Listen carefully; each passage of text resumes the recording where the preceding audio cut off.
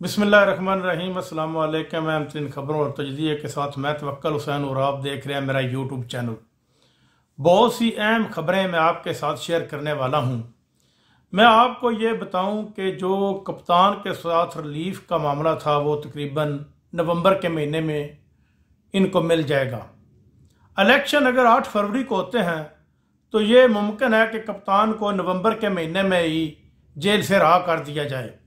Jail trial का रोकना भी एक इसी जो एक कड़ी की एक पहली निशानदेही की पहली कड़ी है कि जो जेल ट्रायल इमरान खान का रोका गया है, इससे ये जाहिर होता है कि इनको जेल से रहाई भी मिल जाएगी।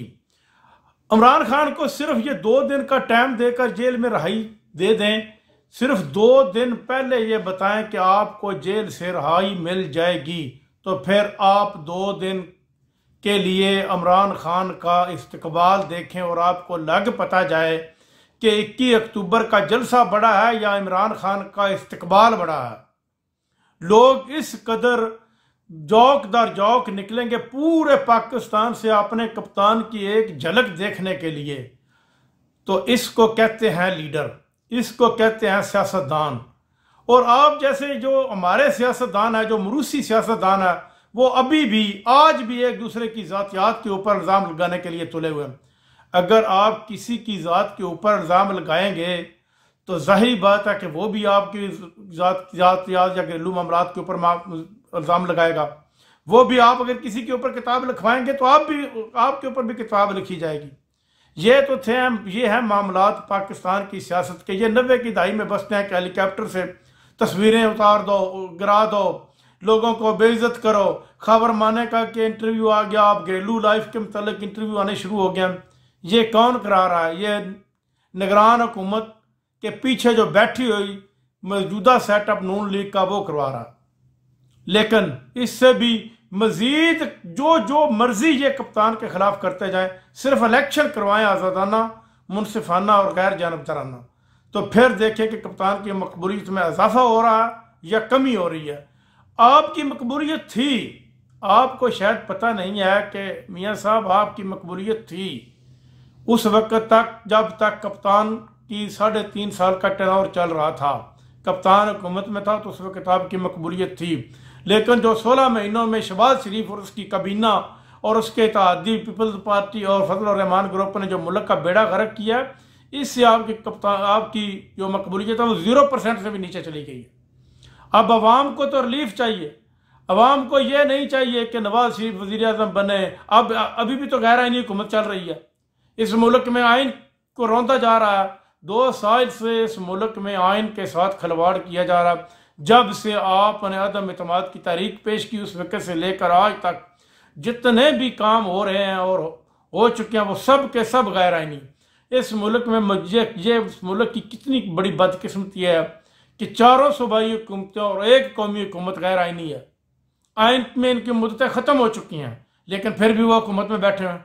ये खुद शर्म नहीं करते कि हम खुद ही इस्तीफा देकर चले जाएं, मजीद 2-3 माह रह लेंगे, 2-3 माह तनख्वाह ले लेंगे, लेकिन तनख्वाह के ऊपर ये कौन काम करते हैं? अब ये बोरियां भर रहे हैं। अब ये निगरान हुकूमत का जितना भी सेटअप है ये बोरियों में नोट भर रहे हैं और करप्शन का माल लाद लाद करके बैरून मुल्क पहुँचा रहे हैं।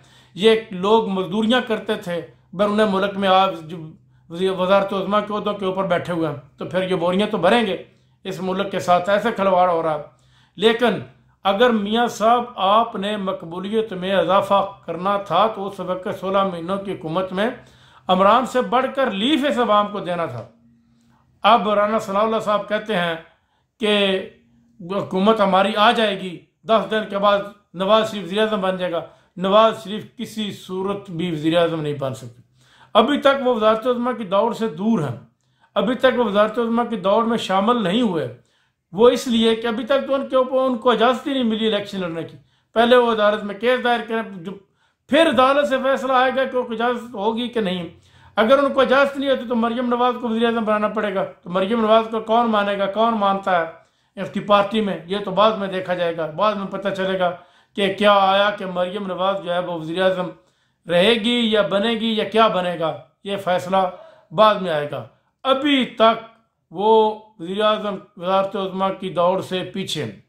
अब फजल रहमान की जमात जमीयत उलमा इस्लाम मौलाना फजल रहमान से भी उन्होंने ताद कर लिया।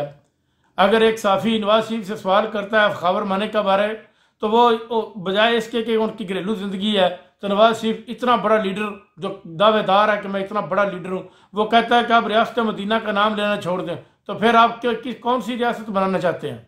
अगर आप इस मुल्क को रियासत मदीना मियाँ साहब नहीं बनाना चाहते, तो फिर ये कौन सी रियासत बनेगी? आप कोई बनाना रिपब्लिक बनाना चाहते हैं, ये फिर बनाना रिपब्लिक का नाम लेना शुरू कर देते हैं कि बनाना रिपब्लिक बनेगा, जब इमरान खान आएगा या मियाँ नवाज शरीफ आएगा तो उसके बाद यह मुल्क बनाना रिपब्लिक बनेगा। इस मुल्क की बेहतरी इसी में ही होगी कि जब ये रियासत मदीना के मरकज़ के तौर पर चलेगा और उसी की कड़ी और लाइन लेकर चलेगा, तो फिर ये मुल्क कामयाबी की तरफ और तरक्की की तरफ गामज़ान हो सकेगा। अब तक के लिए इतना ही, अपना ख्याल रखिएगा। अल्लाह निगहबान।